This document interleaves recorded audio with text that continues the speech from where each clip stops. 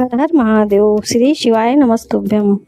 हिंदू पंचांग के अनुसार प्रत्येक महीने के कृष्ण और शुक्ल पक्ष की त्रयोदशी तिथि को प्रदोष व्रत रखा जाता है। इस दिन प्रदोष काल में भगवान शिव की विधि विधान से पूजा अर्चना की जाती है और व्रत रखा जाता है।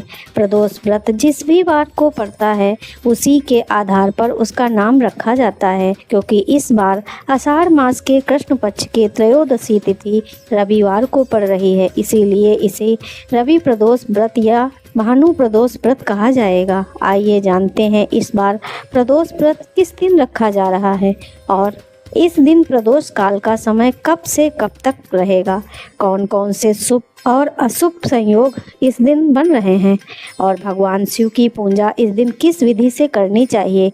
रविवार के दिन जब भी प्रदोष पड़ता है तब उस दिन भगवान शिव के साथ साथ सूर्य देव की पूजा अर्चना करके, सूर्य देव को जल अर्पण करके भगवान सूर्य देव से रोगों से मुक्ति के लिए उनसे प्रार्थना करते हैं।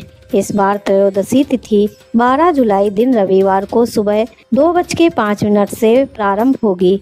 पूरा दिन त्रयोदशी तिथि रहेगी और उसी दिन रात के समय 12 जुलाई रविवार की रात को ही 10:30 बजे त्रयोदशी तिथि का समापन होगा। ऐसे में इस बार 12 जुलाई दिन रविवार को रवि प्रदोष रखा जाएगा। 12 जुलाई रविवार को ब्रह्म मुहूर्त 4:17 से 5:05 तक रहेगा। सूर्योदय होगा सुबह 5:53 पर। सूर्यास्त होगा शाम 7:12 पर। प्रातःकाल पूजा मुहूर्त सुबह 4:31 से 7:02 तक रहेगा। इस दिन भद्रा भी लग रही है। भद्रा रात 10:29 से प्रारंभ होगी और भद्रा का वास स्वर्गलोक में रहेगा।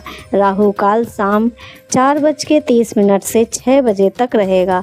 भद्रा काल की समाप्ति होगी 13 जुलाई सोमवार को सुबह 8:39 पर, क्योंकि भद्रा का वास स्वर्गलोक में है। ऐसे में पृथ्वी लोक पर यह भद्रा अशुभ नहीं मानी जाएगी। पूजा पाठ संबंधी या पारण संबंधी कार्य आप भद्रा काल के दौरान कर सकते हैं। 12 जुलाई रविवार को प्रदोष काल का समय रहेगा शाम 6:27 से लेकर 7:57 तक। तो शाम की मुख्य पूजा आपको इस समय करनी है। इसके बाद मैं आपको बताती हूँ व्रत का पारण कितने समय कर सकते हैं। प्रातः काल जल्दी उठकर स्नान करके साफ स्वच्छ वस्त्र धारण करें। इसके बाद हाथ में जल लेकर व्रत का संकल्प लें। भगवान शिव के समक्ष दीपक जलाएं। दिन भर निराहार या फलाहार रहकर व्रत का पालन करें। मन ही मन ओम नमः शिवाय मंत्र का जाप करते रहें। संभव हो तो सुबह के समय भी शिवलिंग पर जल या कच्चा दूध समर्पित करें। तामसिक विचारों से दूर रहें। सूर्यास्त से पहले फिर से स्नान करके स्वच्छ वस्त्र धारण करें। पूजा स्थल पर गंगा जल का छिड़काव करें। या शाम की पूजा आप कर सकते हैं या किसी अपने आसपास शिव मंदिर हो तो जाकर आपको शाम को पूजा करके घी का दीपक जलाकर शिवलिंग का पंचामृत से या शुद्ध जल से अभिषेक कर फिर चंदन का तिलक लगाएं और बेलपत्र, भांग, धतूरा, सफेद पुष्प और अक्षत अर्पित करें। धूप दीप जलाएं। व्रत की कथा का पाठ या श्रवण करें। शिव चालीसा का पाठ करें और सबसे अंत में कपूर जलाकर भगवान शिव की आरती करें। इस दिन पूरे शिव परिवार का पूजन करना चाहिए। इसके बाद भगवान को मिठाई या फलों का भोग लगाएं। पूजा पाठ या व्रत में हुई गलती के लिए क्षमा प्रार्थना करें।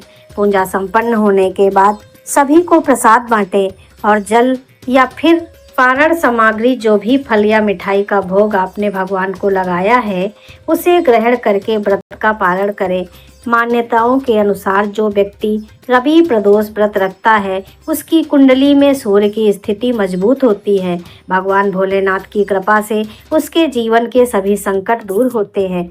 पितृदोष का प्रभाव भी कम होता है। इस दिन सूर्य देव को अर्घ देते समय तांबे के लोटे में शुद्ध जल, कच्चे चावल, लाल पुष्प और लाल चंदन मिलाकर अर्घ देना चाहिए और गायत्री मंत्र या ओम गृणी सूर्याय नमः मंत्र का जाप करना चाहिए। तो दोस्तों, अगर ये वीडियो आपको अच्छा लगा हो तो लाइक, शेयर, सब्सक्राइब जरूर करें। हर हर महादेव। श्री शिवाय नमस्तुभ्यम।